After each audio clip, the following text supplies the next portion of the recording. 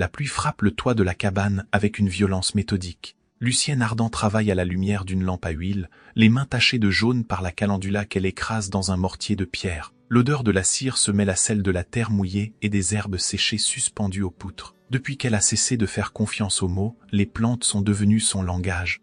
Quelqu'un frappe à la porte. Elle lève la tête. Ce n'est pas le coup précipité d'un père dont l'enfant brûle de fièvre. C'est le coup de quelqu'un qui s'est arrêté avant de toucher le bois, qui a posé la main contre la porte et attendu. Elle s'essuie les doigts sur son tablier et traverse la pièce. Ses pieds connaissent chaque planche du sol. La cabane est petite, fonctionnelle, organisée comme un dispensaire. Des flacons alignés sur des étagères. Des bandages roulés dans des paniers d'osier. Une table de préparation sous la fenêtre. Tout ce qu'elle possède sert à guérir. Elle ouvre. Derrière le voile d'eau, un homme se tient sur le seuil, trempé jusqu'aux os. La Cape Collie au corps. Les cheveux plaqués contre le front. Les bottes couvertes de la boue rouge du chemin qui descend de Saulieu. Theodore de Saulieu. Elle le reconnaît dans le ventre avant de reconnaître son visage. Un choc viscéral qui précède la pensée. Le corps c'est avant l'esprit. Il ne bouge pas. Il reste là sous la pluie, le visage levé vers elle. Derrière elle, la chaleur de la cabane. Derrière lui, la nuit noire et le froid d'octobre. La porte ouverte et la frontière que 11 années ont construite. Lucienne. Sa voix n'a pas changé. Grave. Posée. Celle d'un homme qui a appris à contrôler ce qu'il montre. Vous n'êtes pas malade. Non. Alors vous n'avez aucune raison d'être ici. Il ne sort rien de sa poche. Pas d'enveloppe. Pas de lettre pliée. Ses mains pendent le long de son corps, vide. Il la regarde avec les yeux d'un homme qui sait qu'il n'apporte aucune preuve et que cela ne suffira jamais. J'en ai une. Mais elle n'a rien qui la prouve. Lucienne regarde ses mains vides. Regarde la pluie qui ruisselle de sa cape. Et comprend que ce qu'elle doit décider maintenant n'est pas de le laisser entrer. C'est de savoir si elle est encore capable de lire un visage humain et de faire confiance à ce qu'elle voit. Elle recule d'un pas. Entrer. Al Frank hit Lusol. L'eau de sa cape forme une flaque sur le sol. Il reste debout près de la porte, sans avancer davantage, comme s'il attendait une permission qu'elle n'a pas encore donnée. Enlevez ça. Vous allez attraper froid. I'll retire la cape. Ses vêtements dessous sont trempés eux aussi. Elle voit les muscles de ses épaules se dessiner sous la chemise mouillée. Elle détourne les yeux. Asseyez-vous près du feu. Il obéit. S'assoit sur le banc de bois, les mains posées sur les genoux. Elle va chercher une couverture dans le coffre. La lui tend sans un mot. Il l'enroule autour de ses épaules. Le silence qui suit n'est pas confortable. C'est le silence de deux personnes qui ont trop à dire et aucun moyen de commencer. Elle retourne à sa table, reprend le pilon, écrase les pétales jusqu'à ce qu'ils libèrent leur huile dorée. Ses mains travaillent avec une précision automatique, mais son esprit est ailleurs. 11 ans depuis la dernière fois qu'elle l'a vue. Pourquoi êtes-vous venu? Elle ne se retourne pas, continue d'écraser les pétales. Pour vous dire la vérité, quelle vérité? Un long silence. Elle entend le crépitement du feu, le bruit de la pluie sur le toit, le souffle lent de l'homme assis derrière elle, que personne ne m'a forcé. Elle arrête de bouger, le pilon immobile dans sa main, que je suis parti parce que j'avais peur de ce que mes amis diraient, que la phrase la plus cruelle de ma vie, je l'ai prononcée moi-même, sans qu'on me la souffle. Elle pose le pilon, se retourne lentement. Vous êtes venu me dire que vous m'avez quitté par lâcheté, oui, et vous pensez que c'est mieux qu'un mensonge ou qu'un complot. Il soutient son regard. Non, c'est pire, mais c'est vrai. Elle s'appuie contre la table, sent le bois dur contre ses paumes. Quelque chose en elle veut crier. Quelque chose d'autre veut fermer les yeux et ne plus rien entendre. Savez-vous ce que c'est que de passer 11 ans en se disant « mes yeux m'ont menti ». Pas il a choisi autre chose, cela au moins aurait eu un visage. Non, juste, j'ai mal vu. Mes yeux ne fonctionnent pas. L'homme que j'ai cru voir n'existait pas. Elle fait un pas vers lui. Et maintenant vous me dites qu'il existait, que mes yeux voyaient juste, que c'est vous qui n'avez pas eu le courage d'être celui que j'avais vu. Le feu craque entre eux. La pluie continue de tomber. Sortez. Il se lève. Pas de la cabane. Du personnage. Si vous voulez rester ici, il va falloir que je voie qui vous êtes maintenant. Et ça ne se fait pas en une nuit. Elle va jusqu'à la porte, l'ouvre, pointe du doigt vers l'étable à 20 mètres de là. Il y a de la paille, une couverture. Vous dormirez là. Il hoche la tête, reprend sa cape mouillée, passe devant elle sans la toucher. Elle sent l'odeur de la pluie sur ses vêtements. Il s'arrête sur le seuil. Merci. Elle ne répond pas. Referme la porte derrière lui. Et reste là immobile, la main sur le loquet, le cœur battant trop vite dans sa poitrine. Il y avait eu un été. Lucienne avait 18 ans. Théodore en avait 19. Elle était la fille du docteur Ardent, médecin illustré du Valais de Mirefleurs. Pas un simple guérisseur de village, un homme de science. Avec une bibliothèque de livres en latin, une correspondance avec des botanistes de Montpellier et la confiance de toutes les familles du Valais, y compris celle des Saulieu. Théodore venait la chercher pour des promenades le long de la rivière. Ils marchaient ensemble sous les tilleuls, parlaient de botanique, d'astronomie, de l'avenir. Il lui montrait les constellations avec le télescope de son père. Elle lui apprenait à reconnaître les plantes médicinales dans les sous-bois. Un après-midi de juillet, sous le grand tilleul au bord du chemin, il lui avait pris la main. « Je vais demander à votre père votre main. » Elle avait senti son cœur se soulever dans sa poitrine. Et s'il refuse, il ne refusera pas. Il avait raison. Le docteur Ardent avait donné sa bénédiction. Les familles s'étaient réjouies. On avait parlé d'un mariage au printemps suivant, puis septembre était arrivé. Un matin, Théodore était venu à la maison, pas seul, accompagné de son père et de 2 témoins. Il s'était tenu debout dans le salon, le visage fermé, les mains derrière le dos. Ce n'est plus possible. 4 mots, aucune explication, aucune lettre, aucun regard vers elle. Le docteur Ardent avait demandé pourquoi. Théodore n'avait pas répondu. Son père avait parlé à sa place. Des mots vagues sur des circonstances imprévues, des obligations familiales, des décisions difficiles. Lucienne était restée assise, les mains posées sur ses genoux, et avait regardé l'homme qu'elle aimait partir sans se retourner. Elle n'avait pas pleuré. Pas tout de suite. Elle était restée assise longtemps après que la porte s'était refermée. Son père lui avait pris la main. « Tu mérites mieux que ça, peut-être. » Mais ce n'était pas ce qu'elle voulait. Les semaines avaient passé, puis les mois, puis les années. Son père était mort 3 ans plus tard. Elle avait hérité de la cabane, du dispensaire, des connaissances. Elle était devenue ce qu'il avait été, la guérisseuse du Valais. Les gens venaient la voir avec leurs fièvres, leurs plaies, leurs enfants malades. Elle les soignait. Elle préparait des teintures, assistait à des accouchements, traitait des infections. On la respectait. Personne ne la courtisait. Elle avait 29 ans maintenant. 11 ans s'étaient écoulés depuis ce matin de septembre. Et cette nuit, Théodore de Saulieu était revenu. L'aube arrive froide et claire. Lucienne ouvre la porte de l'étable et trouve Théodore éveillé, assis dans la paille, les bottes encore couvertes de boue séchée. Il a les yeux ouverts. Il n'a pas dormi, ou peu. Elle reste sur le seuil, ne dit pas bonjour, ne demande pas s'il a eu froid. Il y a 3 familles à voir avant midi. Il lève les yeux vers elle. « Vous voulez que je vienne? Je veux voir qui vous êtes. » Ça ne se voit pas assis dans la paille. Il se lève, secoue la paille de ses vêtements. Elle remarque qu'il porte les mêmes habits qu'hier. Il n'a pas de bagages, pas des valises. Il est venu avec ce qu'il portait sur lui. Elle tourne les talons sans attendre sa réponse. Retourne à la cabane, prépare son panier de remèdes, enroule des bandages propres, remplit 2 petits flacons de teinture d'écorce de saule. Théodore apparaît à la porte. « Je peux porter quelque chose. » Elle lui tend un sac de toile contenant des cataplasmes. Si, il prend le sac, le passe sur son épaule. Ils partent ensemble à travers le Valais. Le sentier est étroit. Ils marchent derrière elle. Aucun des 2 ne parle. Le premier arrêt est chez la veuve Margot, une femme de 60 ans avec une jambe ulcérée. Lucienne frappe à la porte. La veuve ouvre, voit Théodore derrière elle et écarquille les yeux. « Monsieur de Saulieu, madame. » La veuve se tourne vers Lucienne, les sourcils levés. Lucienne ne donne aucune explication. « Votre jambe. » La veuve les fait entrer. Lucienne s'agenouille près du fauteuil, déroule le bandage sale, examine la plaie. Théodore reste debout près de la porte. « Observe in silence. Il me faut de l'eau chaude. » La veuve commence à se lever. Théodore l'arrête d'un geste. « Je m'en occupe. » Il va jusqu'à l'âtre, prend le seau, sort chercher de l'eau au puits. Revient, met l'eau à chauffer. Fait tout cela sans demander où sont les choses, comme s'il avait fait ça toute sa vie. Lucienne nettoie la plaie, applique un cataplasme de consoude, enroule un bandage propre, changez-le dans 3 jours. Si la rougeur s'étend, envoyez chercher.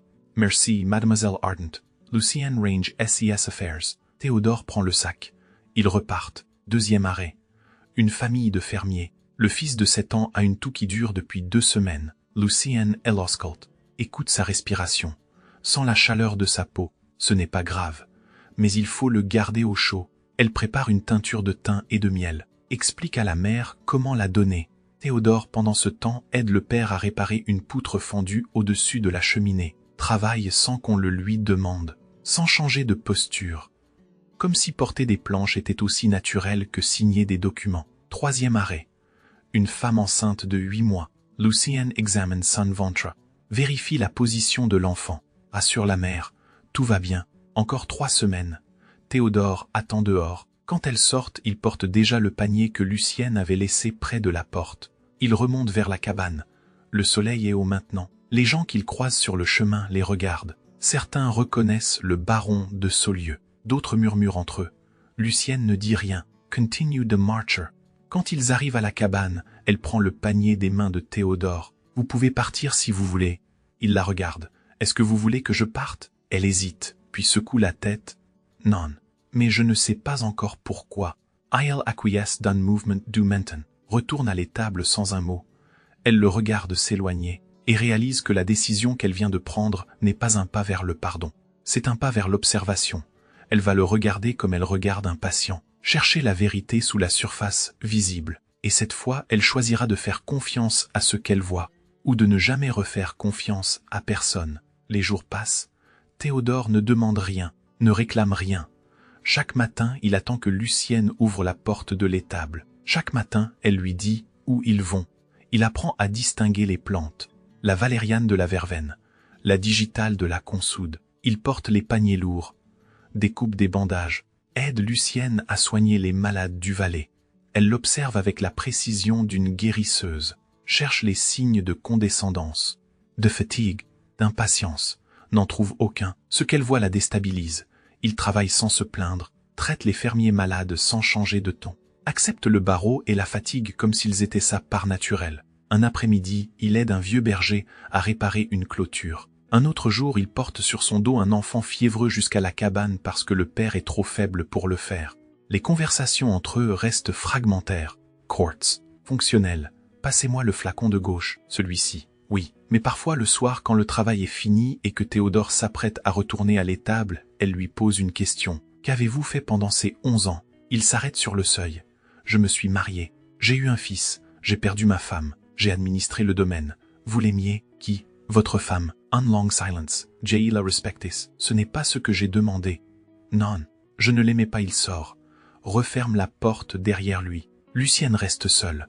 Fixe les braises du feu. L'opposition qu'elle ressent grandit chaque jour. Plus il devient réel. Plus il menace l'armure qu'elle a construite. Parce que si l'homme qu'elle voit maintenant est honnête, travailleur, humble, alors l'homme qu'elle avait vu à 18 ans existait vraiment. Et cela signifie que ses yeux ne l'avaient pas trahi. C'est lui qui l'avait fait. Un soir, alors que le soleil descend derrière les collines, quelqu'un frappe à la porte. Lucienne ouvre. Un jeune homme de 27 ans se tient sur le seuil. Émile. Il vient régulièrement depuis 3 ans. Pas comme patient maintenant, comme visiteur. Bonsoir Lucienne. Bonsoir Émile. Il entre. Pose sur la table un flacon vide. J'ai fini la teinture contre la toux. Elle prend le flacon. Reconnaît l'étiquette. Une écriture soignée. Une minuscule caractéristique. Je vais t'en préparer une autre. Théodore entre à ce moment-là. S'arrête en voyant le jeune homme. Leurs regards se croisent. Émile pâlit. Theodore. Théodore fixe le flacon dans la main de Lucienne. Puis regarde son frère. Qu'est-ce que tu fais ici? Lucienne se tourne vers Émile. Vous vous connaissez? Émile baisse les yeux. C'est mon frère. Le poids de ses mots emplit la pièce. Lucienne regarde le flacon. Puis Émile. Puis Théodore, ton frère. Oui, depuis combien de temps viens-tu ici? 3 ans. Théodore fait un pas en avant. Pourquoi ne m'as-tu rien dit?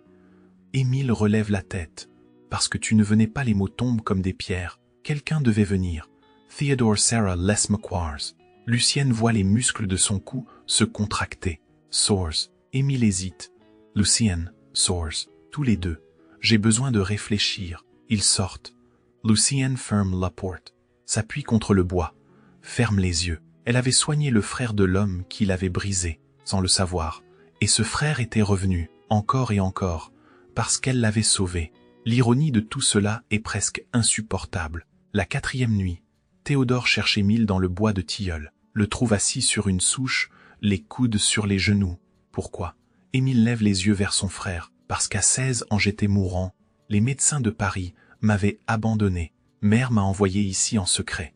Lucienne m'a traité avec les méthodes de son père. Teinture. Air per patience. Elle m'a sauvé la vie. Et tu n'as jamais dit qui tu étais. Non. Pourquoi? Émile S.E. lève.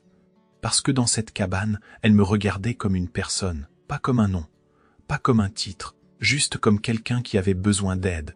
Et c'était la première fois de ma vie que quelqu'un me voyait comme ça. Il fait un pas vers Théodore. Je ne pouvais pas lui dire mon nom, mais je pouvais revenir. Et je suis revenu, parce que quelqu'un devait le faire. Tu ne venais pas, Théodore, détourne les yeux. Je n'avais pas le droit. Le droit. Tu parles de droit maintenant. La voix dit Emile Tremble. Elle m'a sauvé la vie. Et toi, tu lui as brisé la sienne. Tu veux parler de droit? Théodore ne répond pas. Émile le regarde longuement, puis secoue la tête. J'avais 16 ans, j'étais malade, j'avais peur. Et elle m'a regardé avec des yeux qui disaient « Tu vas vivre ». Pas parce que tu es un saulieu, parce que tu es vivant et que ça suffit. Il ramasse sa veste posée sur la souche. Si tu es venu ici pour te racheter, tu perds ton temps. Ce que tu lui dois ne se rembourse pas. Mais si tu es venu parce que tu ne peux plus vivre avec ce que tu as fait, alors reste, et tais-toi, et travaille, c'est tout ce que tu peux faire. Il s'éloigne entre les arbres. Théodore reste seul sous les tilleuls. La lune éclaire Les Branches News. Quelque part dans l'obscurité, un hibou chasse. Il comprend que son frère cadet a eu plus de courage que lui, plus de décence, plus d'humanité. Et cette vérité est pire que toutes les accusations. Une semaine passe. Theodore travaille en silence. Lucien, elle observe, ne parle presque pas, mais ses yeux ne le quittent jamais longtemps. Une nuit, un paysan arrive avec sa fille dans les bras. L'enfant a 5 ans. Elle brûle de fièvre. Le père est paniqué. Elle ne répond plus. Lucienne prend l'enfant, la pose sur la table. Touché son front. Son cou, son ventre. Depuis quand? Ce matin.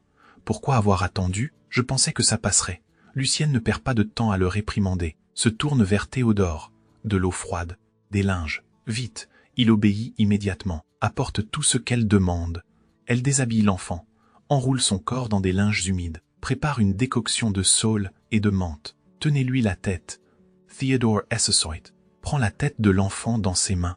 Lucienne fait couler la décoction entre ses lèvres, goutte après goutte. L'enfant avale par réflexe. 3 heures passent. Ils travaillent ensemble sans un mot inutile. Il tient le bras de l'enfant pendant qu'elle pose un emplâtre. Leurs doigts se frôlent sur la peau brûlante de la petite. Lucienne sent la chaleur de ses mains à travers la fièvre. L'intimité qui n'est pas faite de déclarations. Elle naît du soin partagé, de la coordination silencieuse de leurs gestes, de la confiance qu'elle lui fait maintenant pour tenir ce qui est fragile. Vers minuit, la fièvre baisse. L'enfant ouvre les yeux, murmure quelque chose. Son père pleure de soulagement. « Merci, merci ». Lucienne enveloppe l'enfant dans une couverture propre. Gardez-la au chaud. Donnez-lui cette décoction 3 fois par jour. Si la fièvre revient, revenez. Le paysan repart avec sa fille endormie dans les bras. La porte s'y referme. Ce qui reste dans l'air est différent, chargé de quelque chose qui n'a pas de nom, mais un poids. Lucienne nettoie les slings. Theodore range les flacons. Aucun des deux ne parle. Puis elle s'arrête, pose les mains sur le bord de la table, respire lentement. Vous savez ce que vous faites. Il lève les yeux vers elle. Vous me l'avez appris, en 1 semaine. Non, il y a 11 ans, quand vous me montriez les plantes dans les sous-bois, quand vous me parliez de ce que votre père vous avait enseigné. Je n'ai jamais oublié. Elle le regarde, vraiment le regarde, et réalise qu'elle commence à lui faire confiance dans le geste médical, et cette confiance la terrifie. Parce que si ses yeux fonctionnent maintenant, fonctionnaient-ils aussi à 18 ans? Le lendemain matin, Lucienne prend une décision. Je veux que vous partiez 3 jours. Théodore, debout près de la porte, ne bouge pas. Pourquoi? Parce que j'ai besoin de temps seul pour décider si les yeux avec lesquels je vous vois maintenant sont fiables ou contaminés par le désir qu'ils le soient. I'll acquiesce. Où voulez-vous que j'aille? À l'auberge du village, ou ailleurs? Je ne sais pas, mais pas ici. Il prend sa cape. Sort sans protester. Elle le regarde partir par la fenêtre, le voit descendre le sentier vers le village, disparaître entre les arbres, et alors seulement elle réalise à quel point sa présence a changé le rythme de ses journées. Les 3 jours qui suivent sont les plus longs de sa vie. Elle travaille, prépare des teintures, visite les malades, fait tout ce qu'elle a toujours fait, mais quelque chose manque. Le soir, elle prépare 2 tasses de tisane par habitude avant de se rappeler qu'elle est seule. Elle pose la 2e tasse sur la table, la regarde refroidir. Elle regarde ses mains, les mêmes mains qui ont lu la fièvre dans son corps, qui ont distingué la scarlatine de la rougeole au toucher, qui ont senti la mort approcher dans le pouls d'un vieillard. Ses mains savent lire la vérité. Mais savent-elles lire un cœur humain? Le coup de démonter l'armure est immense. Elle se retrouve exposée à une vulnérabilité qu'elle n'a pas ressentie depuis 11 ans. Mais c'est aussi la première émotion véritablement vivante de la décennie. Le troisième soir, elle ne supporte plus. Elle enfile sa cape, sort de la cabane, marche vers le village. L'auberge est chaude et bruyante. Elle entre, voit Théodore assis seul à une table près de la fenêtre. Il lève les yeux, la voit. « Je vous ai demandé du temps, pas de disparaître. » Il se lève. « Je ne savais pas si vous vouliez me revoir. Moi non plus. » Elle fait un pas vers lui, mais apparemment oui. Ils retournent ensemble à la cabane, marchent côte à côte dans la nuit froide. Aucun des deux ne parle, mais leurs pas sont synchronisés. 6e nuit. Après avoir soigné ensemble un dernier patient, Lucienne pose enfin la question qu'elle porte depuis le début. Pourquoi? Théodore sait ce qu'elle demande. Pas pourquoi êtes-vous revenu? Pourquoi êtes-vous parti? Il prend une longue inspiration. Parce que j'avais 19 ans. Parce que Renaud de Bressac m'a dit que mes enfants sentiraient la camomille. Parce que j'ai ri avec lui au lieu de le frapper. Parce que le lendemain je n'ai pas trouvé le courage de vous regarder dans les yeux et de dire ce que les autres pensent m'est indifférent. Un vide absolu suit ces mots. Il n'y a pas eu de lettre de mon père, pas de chantage, pas d'ultimatum. Personne ne m'a forcé. J'ai choisi la lâcheté et je l'ai choisi tout seul. Lucienne ferme les yeux. Pas de douleur, de reconnaissance. Parce que la confession qu'elle redoutait était autre, un secret élaboré, une raison noble déguisée. Ceci est pire et meilleur à la fois. Pire parce qu'il n'y a aucune excuse, meilleur parce que c'est vrai. Et la vérité est la seule chose que ses yeux savent reconnaître. Vous n'avez même pas l'excuse d'un père cruel. Non, ni d'un devoir, ni d'une dette. And I done sacrifice. Non, rien que moi. Une longue pause, le feu crépite dans l'âtre. Vous êtes resté 6 jours. Vous avez porté des paniers, coupé des bandages, tenu la tête d'un enfant pendant que je posais un emplâtre. Pourquoi? Parce que je voulais que vous me voyiez. Pas le garçon de 19 ans, celui que je suis maintenant. Et je ne savais pas comment le demander autrement qu'en restant. Elle ouvre les yeux. Je vous ai regardé, chaque jour, comme je regarde un patient, en cherchant ce qui est vrai sous ce qui est visible. Et qu'avez-vous vu? Elle hésite, puis dit la vérité. Un homme qui s'est porté un panier d'herbes sans demander pourquoi, qui s'assoit à côté d'un fermier malade sans que sa posture change, qui a dormi 6 nuits dans une étable sans se plaindre. Un battement de temps, ce n'est pas du pardon, Théodore. Le pardon, je ne sais pas encore si j'en suis capable, mais mes yeux vous voient, et cette fois je choisis de leur faire confiance. Il ne bouge pas, ne dit rien, mais elle voit quelque chose céder en lui, quelque chose qui le tenait rigide depuis 11 ans. Elle fait un pas vers lui, puis un autre. Vous avez dit que vous vouliez que je vous voie. Oui, alors regardez-moi aussi. Il lève les yeux vers elle. Et pour la première fois depuis qu'il est revenu, elle voit dans son regard non pas la culpabilité ou le regret, mais quelque chose de plus simple et de plus vrai, de l'espoir. Théodore lève lentement la main vers le visage de Lucienne, s'arrête à 1 centimètre de sa joue. Attend. Elle sent la chaleur de sa paume sans qu'il la touche, puis elle incline le visage vers sa main. Firm la distance. Sa paume s'y pose contre sa joue, chaude. Cailleus, réel. Le baiser qui suit né de ce geste double, lui qui offre sans prendre, elle qui accepte sans céder, autorité partagée. Leurs lèvres se touchent, doucement, puis plus fermement. Elle sent le goût du thé qu'il a bu, sent l'odeur de la pluie et du bois sur ses vêtements. Quand ils se séparent, elle garde les yeux fermés un instant de plus. Je ne vous ai pas pardonné, je sais, mais je ne veux pas que vous partiez. Je ne partirai pas, elle ouvre les yeux. Pas cette fois. Il secoue la tête, jamais. Les semaines passent, novembre arrive. La première neige tombe sur le Valais. La cabane dispensaire continue de recevoir les malades. Mais maintenant, 2 personnes y travaillent. Lucienne et Théodore, côte à côte. Les villageois s'y habituent. Certains murmurent encore. D'autres haussent les épaules. La vie continue. Émile revient un après-midi. Frappe à la porte. Lucienne ouvre. Bonjour Émile. Bonjour Lucienne. Il entre. Voit Théodore près du feu. Les 2 frères se regardent. Puis Émile sourit. Tu es resté? Oui, bien. Il pose un paquet sur la table. Des livres, de la bibliothèque de père. Je me suis dit qu'il vous servirait mieux ici. Lucienne ouvre le paquet. Des traités de botanique, des manuels de médecine. Elle lève les yeux vers Émile.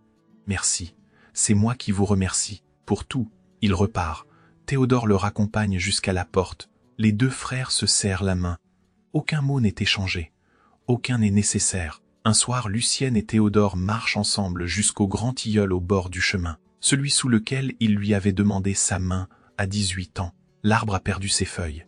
Les branches nues se découpent contre le ciel gris. Théodore s'approche du tronc, cherche quelque chose du bout des doigts, trouve une cicatrice dans l'écorce. « je les avais gravées ici. Nos initials. Lucienne s'approche, voit les lettres à peine visibles. LA et TS incorporées à l'écorce. Partie de l'arbre maintenant. Elles sont toujours là, oui. Elle pose la main sur le tronc, sans la rugosité du bois sous ses doigts. Les cicatrices ne disparaissent pas. Non, elles le regardent, mais elles font partie de ce que nous sommes. I'll acquiesce d'un geste lent. Il reste là un moment, côte à côte sous les branches nues, puis retourne vers la cabane. Sur la table du dispensaire, à côté des flacons de teinture, un petit télescope, celui qui appartenait au père de Théodore. Il l'a apporté un matin sans rien dire, l'a posé là comme une offrande silencieuse. À la fenêtre, 2 plantes poussent ensemble dans un pot de terre cuite. Valerian E.T. Digital. Lucienne les a plantées le même jour. Elles s'entrelacent maintenant. Un matin de fin novembre, la porte s'ouvre. 2 silhouettes march vers Lou Village. Un panier entre eux. Lucienne et Théodore, côte à côte. Le tilleul au bord du chemin se dresse nu contre le ciel. Mais les initiales gravées dans l'écorce sont toujours visibles. Cicatrices incorporées à l'arbre. Preuve que quelque chose a existé, a disparu, et est revenu différent. Pas un final heureux. Un commencement honnête sur un terrain clair, avec les yeux ouverts et les cicatrices visibles. Lucienne regarde l'homme qui marche à côté d'elle, et pour la première fois en 11 ans, elle ne se demande pas si ses yeux la trompent. Elle sait ce qu'elle voit, et elle choisit de faire confiance.